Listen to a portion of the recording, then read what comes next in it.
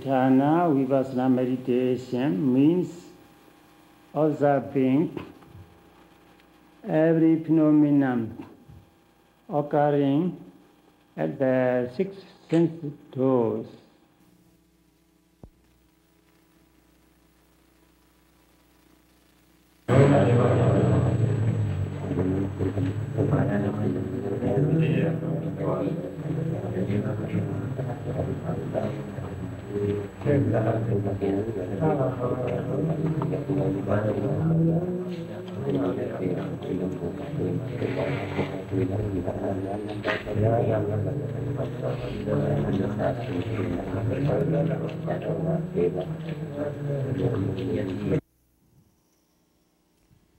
A young Western man is choosing, becoming a monk, an ascetic and celibate, in the Burmese tradition of Theravada or Southeast Asian Buddhism.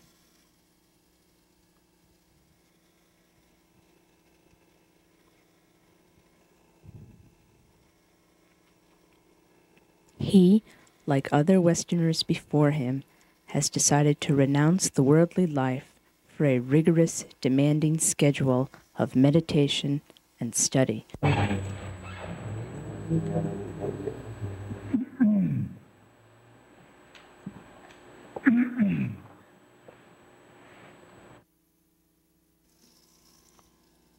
He is entering into a tradition that is 2,500 years old,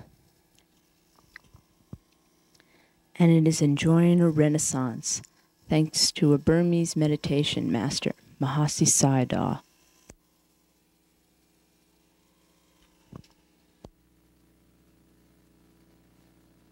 If desire ends, clinging and pleasure-seeking karma will also come to an end. With the ending of karma, there will be an end of rebirth along with the suffering of old age and death. Realizing all these facts, the Bodhisattva meditated. Interesting thing that Mahasi Sayadaw has come to this country. He is the foremost meditation teacher, master, and scholar in the entire Theravada world, which encompasses the most extensive order of monks and the largest number of Buddhist followers that exist in the world today, perhaps 50 million or 100 million Buddhists and a 500,000 monks. He has been more influential than any other teacher in this century, and perhaps for many hundreds of years, in establishing an interest and revival in extended and deep meditation practice, and has trained in his centers and through his disciples and students almost 1 million people in intensive insight meditation practice. He was the head of the council that celebrated the 2,500th year of the Buddhist teachings in Burma, one of the most important figures as a scholar and as a man to revive the importance of the Buddhist psychological and scriptural teachings. And through his life, he has been an incredibly respected and profound influence on the Buddhist countries in which he's lived and taught, Burma, Ceylon, Thailand. His coming to the West at the age of 75, to me, feels like the final teaching assignment in his life, the final flowering or expression of his great impact in the Buddhist world. Mahasi Sayadaw, in his own home country, is considered to be fully enlightened. What that means is he's a man who has penetrated to the very depths of the Buddhist teaching and so transformed his mind through understanding and through purification that, theoretically anyway, no longer do fear or greed or hatred or anger even arise within his mind. It is a mind that is so balanced and so present in each moment without these qualities of grasping that its whole relationship to the world is simply one of awareness and compassion through his teaching and loving kindness. According to Indian practice, the yogi must sit in cross-legged position. This is directed to enable the yogi to sit for long. According to the practice of some parts of the world, one may also sit on a chair and meditate. Ujjokayam panidhaya. The upper part of the body must be kept straight. The mind should be directed towards the object of the meditation.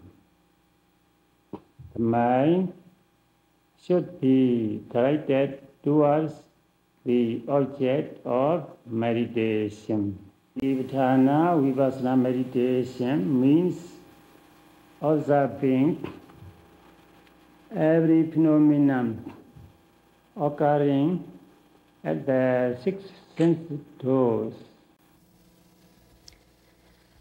Jack Kornfield is a man who has spent 5 years in Southeast Asia as a Buddhist monk undergoing traditional training in the Theravada monasteries of Burma, Thailand, and Laos. He has a PhD in psychology and a master's degree studying clinical psychology and its relation to meditation as a clinical tool in a Western psychological tradition. He has spent the past 6 years teaching retreats and meditation of Buddhist psychology in universities and retreat settings throughout this country. Mahasi Sayadaw chose to begin his Dharma teaching last night by reviewing the life of the Buddha himself. The Buddha practiced the perfections of compassion and virtue, of concentration, wisdom, and eventually was reborn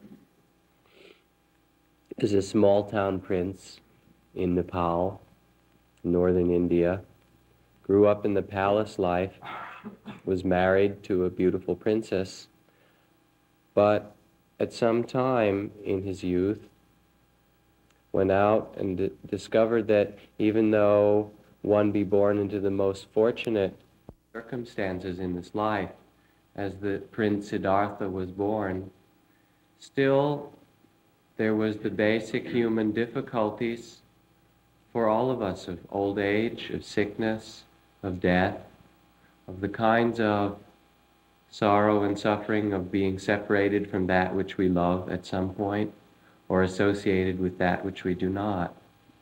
And so, in seeing these as the basic human, inevitable human problems and conditions, Prince Siddhartha left home to find an answer to these question of human suffering for himself and out of compassion for all beings. Upon leaving home, he studied with the greatest teachers of India at that time and mastered jhanas or trances, concentration to a very high degree. He was able to make his mind pure and peaceful and still. But every time he came out of these trances, he still discovered that there was craving and grasping and prejudice and hatred in the mind that remained for him when he was no longer attentive to his meditation. He undertook many years of ascetic practice, self-mortification and torture of the body as a way to purify himself, but also discovered that this didn't uproot these difficulties and problems in the mind, didn't solve the most basic problem of inner liberation. And so, withdrawing from his ascetic practices and undertaking what became the central component of his teaching, the middle path, he took food, sat down under the Bodhi tree with the resolve to practice until he became fully enlightened,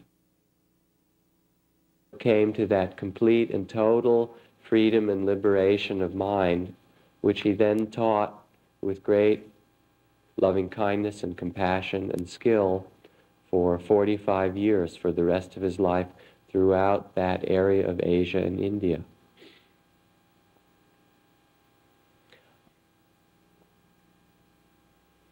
Our own problem of dealing with suffering and sorrow and the difficulties that arise in our lives is identical with that of the Buddha.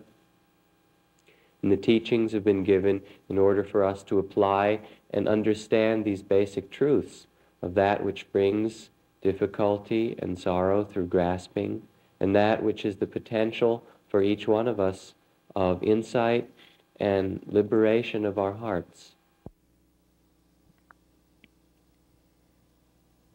This tape records a personal transmission. Here, Mahasi Sayadaw's 54-year-old translator, U Silananda, a Burmese monk, explains how Mahasi Sayadaw went to his teacher to receive his first initiation. Sayadaw decided to go to Mingun Sayadaw and practice under his guidance. When the Venerable Sayadaw reached Mingun Sayadaw, on the night when he reached, Venerable Sayadaw gave instructions to the Venerable Mahasi Sayadaw on the Vipassana meditation.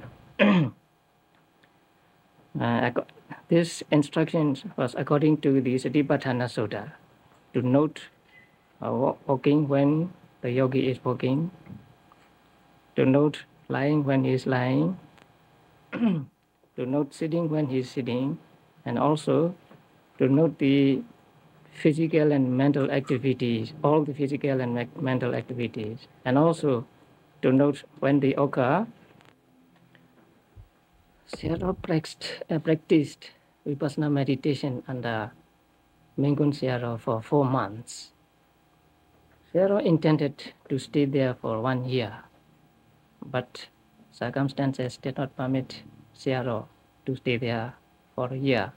I'll tell you later that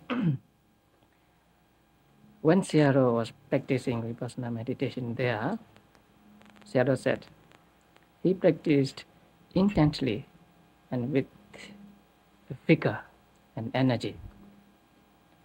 There were days and nights when Sayadaw did not have even a wink.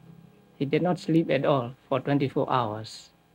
And there were some days and nights when he did not speak even a word to other people, and without any break. And for a month, Sayadaw had to go on alms every day. And when going out for alms, Sayadaw marked every step, stepping, and also everything he saw and heard, and everything that went on his mind. So without any break, Sayadaw diligently practiced Vipassana meditation. Started practicing Vipassana meditation, he was only 28 years old. Sayadaw was born in 1904, and so Sayadaw started practicing Vipassana meditation in 1932. And after that time, Sayadaw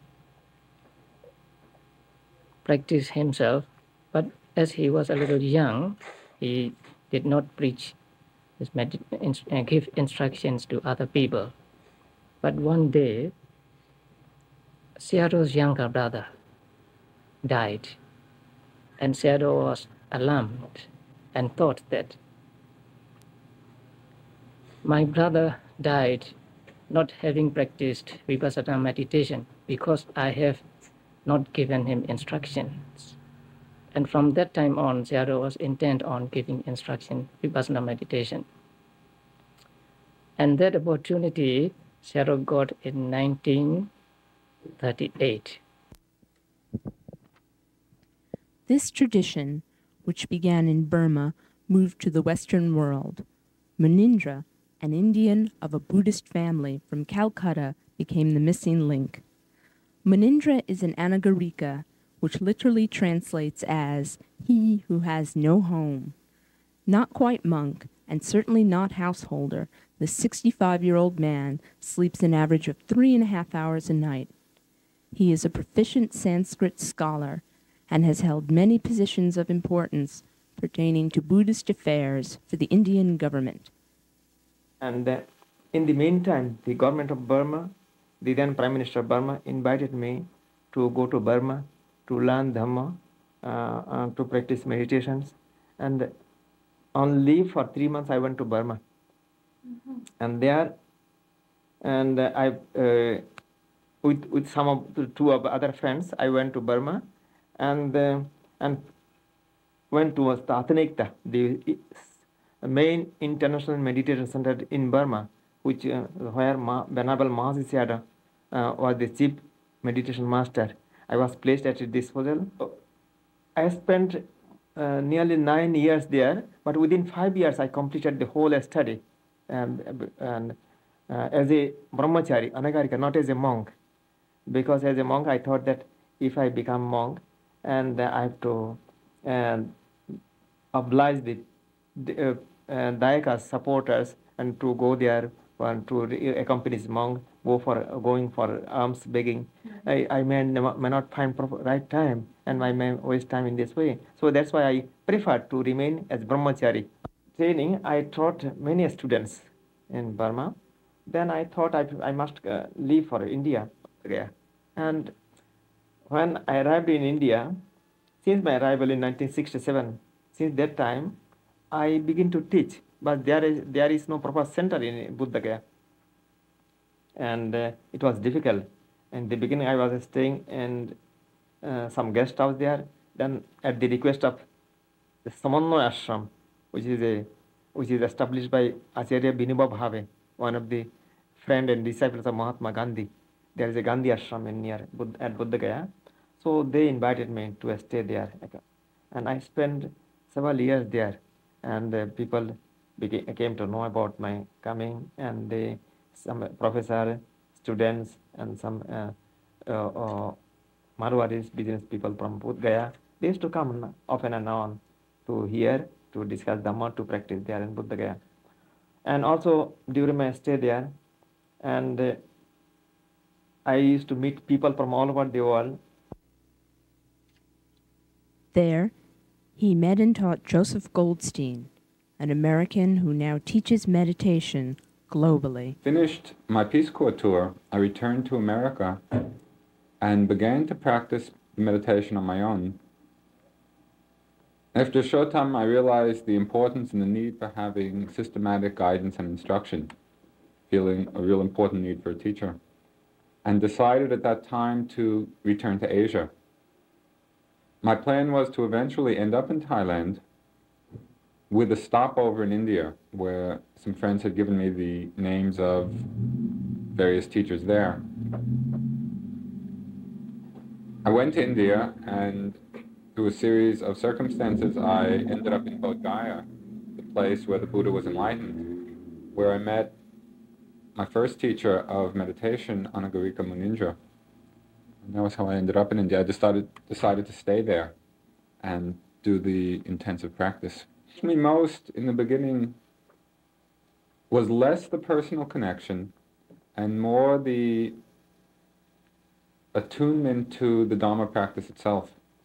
The explanation of the practice was so simple and so pure, and it resonated really deeply with my own experience, that I became very inspired and motivated to continue with the practice. Over a period of months and years of being close with Munindraji, I then developed a close personal relationship also. But in the beginning, it was very much the attunement to the practice. Individually, whatever I could, being in the ashram, I was helping people, sharing my experiences, teaching them. But I was not satisfied with my teaching. I could not devote full time, and I had an intention, a plan to train a band of young boys and girls, male and female, both theory and practice, and to train in samatha and vipassana thoroughly. And when there is a proper arrangement, but this could not happen. Joseph, 9 or 10 years ago in Bodh Gaya, when he came to you as a student, do you remember that time, or do you remember your early impressions of him? And can you talk about your relationship with him since? And like attracts like, there is a proverb, like attracts like. And wherever when we meet people, when persons affinity with similar kind of ideals or characteristic, at once you become friend. Here, of course, in Buddha Dhamma, and we say the Kalyan Mitra, not the hanging around the guru, but we say the Kalyan Mitra, a spiritual friend. And he has spent nearly 6 years there, studying, practicing, and sometime in summertime go to the hill, coming back to the Buddha Gaya again, studying, practicing. So he is one of the students who is very sincere and earnest and devoted, and in the batch, in the groups in the beginning stage when I came from Burma, and I suppose he received the teachings. Mind was very receptive, received the teaching, and understood it clearly and practiced very sincerely and successfully. And I think he is one of the best students in those days. Learned many things. I learned the quality of simplicity, of allowing the mind to take things in a simple and easy way, not to allow the mind to complicate unnecessarily one's ongoing experience. I also learned, through his own example, of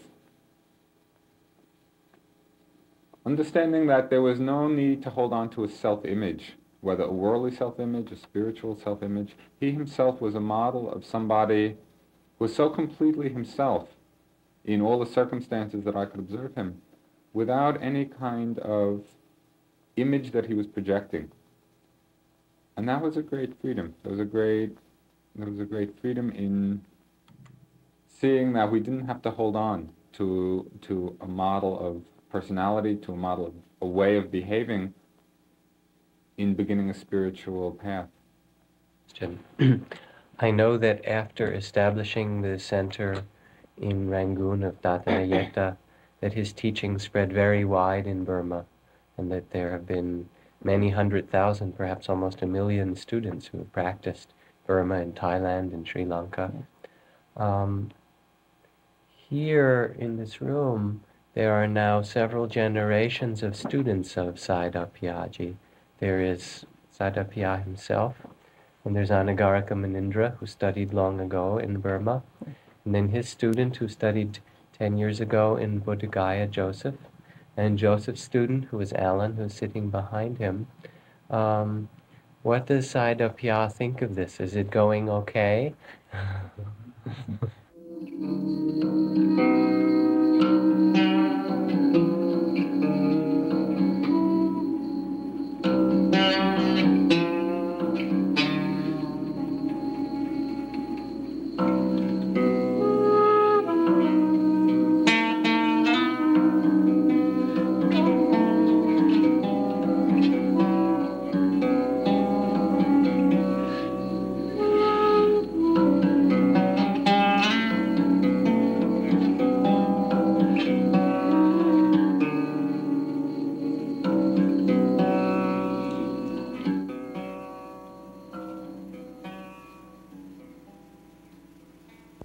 Now Sayadaw Piya ye debate with the Munindra.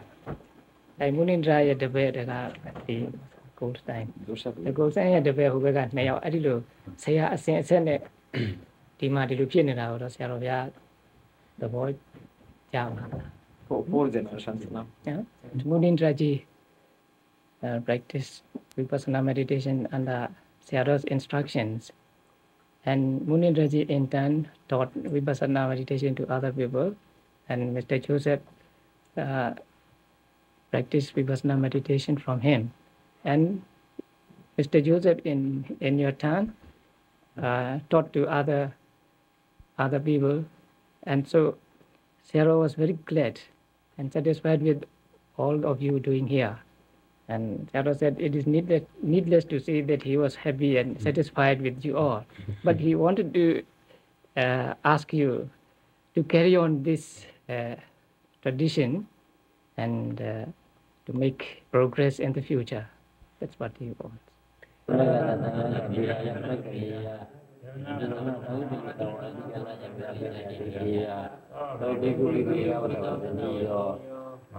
Retreat is the most important aspect of practice. For 2 weeks, like this one, or a lifetime, like U Silananda's, both styles are compared, ours and Burma's. For this 2-week retreat, the schedule is already posted, I believe, on the bulletin board, and it will involve an alternation of sitting and walking meditation, starting with a bell tomorrow morning at 4:30 to wake up, and a sitting from 5 to 6, and a period for walking meditation, then breakfast at 6:30, and then again walking period or time to do yoga or exercise. Following that, they'll be sitting and walking alternately from 8 o'clock until 11:30 lunch for an hour or 45 minutes each of sitting and walking, all on the schedule. About 10:30, we had our lunch. And from 12 to 1 o'clock, we take rest. And from 1 o'clock until evening, we have study again. The same as in the morning. We go to various teachers and study different subjects. 6 o'clock, a sitting followed each night by a Dharma talk given by the Venerable Mahasi Sayadaw.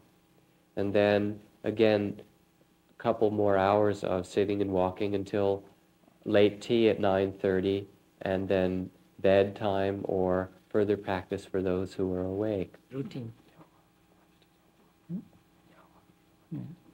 And the night lessons consist of the lessons in Abhidhamma, because Abhidhamma is very popular in our country. And these Abhidhamma lessons are arranged so that we can study or learn Abhidhamma during the night. During the day, we study these texts and the explanations of them. And at night, before a teacher, we go before a teacher and we recited what we have learned during the day, and he gave explanations to it. The schedule basically gives you very little time to do anything else but to pay attention to yourself. While you're here, please refrain from reading, from writing, from speaking, from being involved in other activities.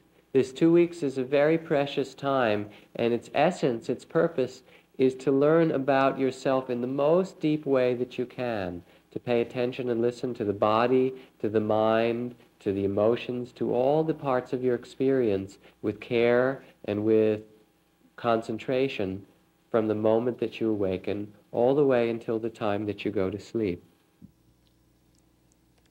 Personal interviews between student and teacher are used to monitor progress according to a pre-existing series of mental states which the teacher may guide the student towards. The concentration, that is for the jhanic states. Also, sometimes in my sitting practice, when my mind gets very quiet,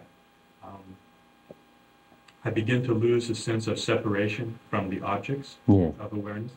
A sound will arise. And there will be no sense of someone hearing the sound, but just the sound arising in space. Or if I'm sitting talking with someone, sometimes there's the sense of the other person and myself just both being in space and not the same kind of separate. Do you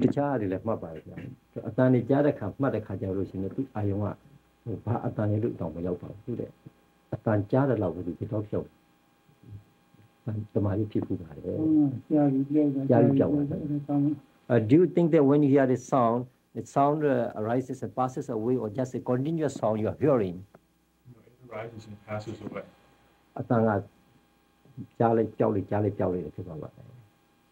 And when you hear that sound like this, do you know the meaning of the sound? In case somebody is talking, you hear somebody talking, and if the sound is not continuous, you may not be able to follow what is the talking. Do you have this kind of sensation? Or do you follow what the other people is speaking in case you're hearing somebody speaking? Well, sometimes it's just sound, and I don't follow the what. So quickly that I don't understand the words. Sometimes if a sound arises, I notice that my mind will make a note of what the sound is, like bird or car. Sometimes a sound arises and that note doesn't come. Just sound. ခုနပြောလို့ယမယံခါတော့ဖြစ်ပါလေတဲ့သူအတန်ကိုဆိုလို့ရှိရင်စကားပြောတဲ့အတန်တော့မှစကားပြောအတန်တော့ပဲသိတယ်ဘာတွေပြောလဲဆိုတော့သူမသိပါဘူးတဲ့ငှက်အတန်တွေဆိုလို့ရှိရင်တခါယမယံခါတော့အတန်ကြားတာသိတယ်ဘာငှက်အတန်လို့မသိပါဘူးတဲ့ယမယံခါတော့လည်းသိပါတယ်တဲ့ဒီဥစ္စာကြီးပဲအတန်ဒါခွေးအတန်ဆိုသိပါတယ်တဲ့ဒီမှာဒီအနေနဲ့ခါမှာအကောင်ပြီးရုံနဲ့မကဘူးအကောင်ပုံသဏ္ဍာန်နဲ့ပေါ်လာတယ်အဲဒီအမကောင်းနေတဲ့ခါကျတော့ကြားရင်ကြားပြီးဘာရဲတော့ဒီကြားပြီးကြောက်သွားတာကြားရဲတန်လည်းကြောက်သွားတာကြားပြီးတာလည်းကြောက်သွားတာအဲ့ဒါပြန်ပေါ်နေကြတဲ့တကူတော့ကိုဖြန့်ပြီးတော့မှန်ကန်အောင်လုပ်တယ် So Sayadaw said it is very good that when you hear this sound, you hear that as simply there's a bare attention of the sound, and it also you notice that it arises and passes away. So Sayadaw Venerable Mahasi Sayadaw advise you that you also during your sitting meditation try to be aware of the sitting posture and how it is the weight, how it happened. Because since your concentration power is very good. And try to improve your concentration power so that whenever you hear the sound, it be just bare sound.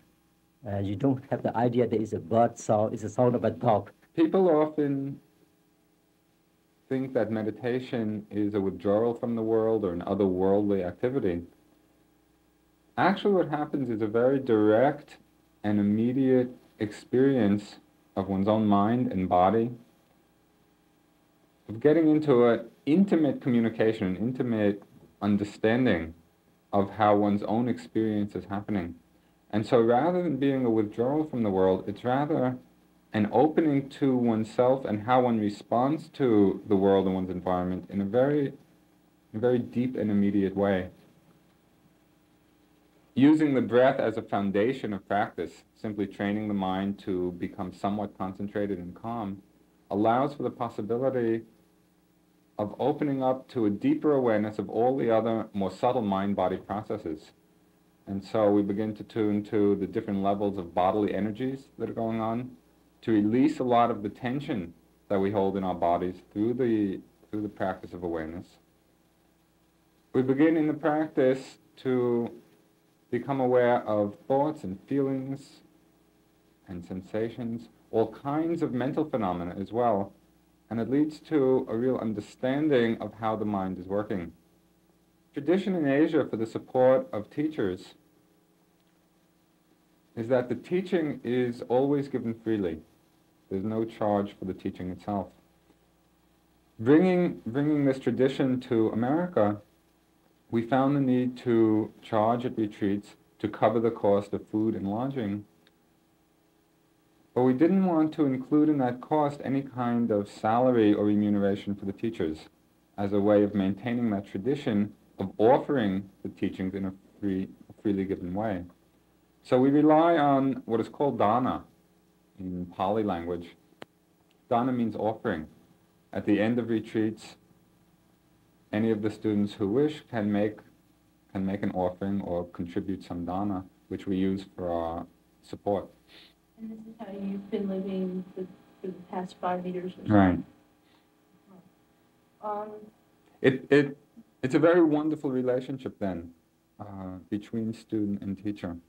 It's another way of making a meaningful contact.